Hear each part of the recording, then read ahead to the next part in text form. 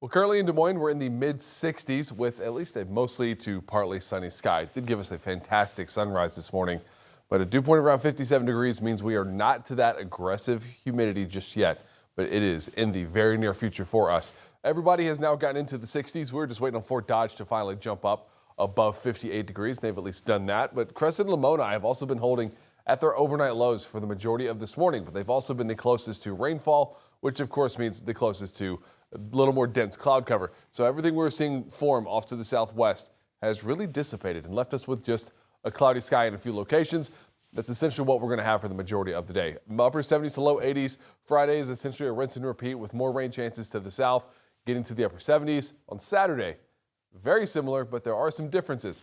We are looking at the southeast wind taking over. We're seeing a few more spots get to the 80s, and then the dew point starts to climb, which is going to lead to some overnight rain chances Sunday. It's essentially continuing the trend that we were on of seeing these nocturnal rain chances, but really these will have a little bit better chance of giving us some accumulating rainfall with the more humidity in the air. Now, southeast wind becomes the main factor in the dew point climbing, which leads to our weather impact alert days for Sunday through Wednesday. It is going to be hot. It is going to be humid. The heat index, how it feels outside, will be between 100 degrees and 107, if not even a bit higher. Maybe some spots can avoid it, but realistically, we're all looking at this. And this heat wave sticks with us through the 4th of July weekend. The one difference is this doesn't mean we're going to be in these aggressive heat index values that entire stretch, but we are looking at that through at least the 1st of July. So watching the humidity, the dew point, currently seeing it kind of sit between 60 and 70 this afternoon. Not intolerable. This is definitely a typical summer feeling.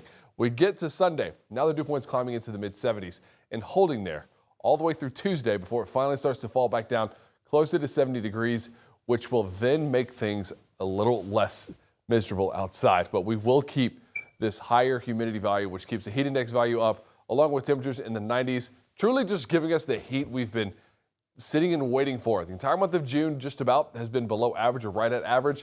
Now we're getting to the heat. Once we get to Saturday and the heat index sits at around like upper 70s to low 80s, enjoy it while we have it. Sunday is when things take off into the triple digits. We see the peak of this heat off towards the west in Omaha, and then by Monday, it's a little further northward in Minneapolis, and then it continues to move eastward. So by Wednesday, this does show signs of starting to fall off, but only in the fact that it will get below 100. Now, through Saturday, below average. Sunday, we have that switch, and of course, those rain chances stick around. Sunday all the way through Wednesday, weather impact alert days.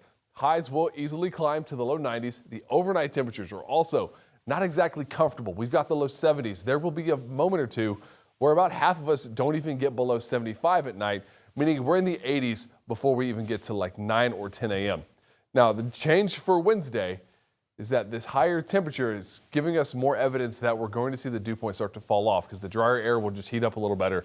That will take us down to around 91 for Thursday and 90 on Friday, keeping the heat index below 100. Now, going into the 4th of July weekend, while we do have rain chances for Thursday and Friday, we see things dry up by next Saturday, but that is still 10 days away. We could see some changes within that, but we are at least away from the extreme heat by then. All right, thank you. Here's a look.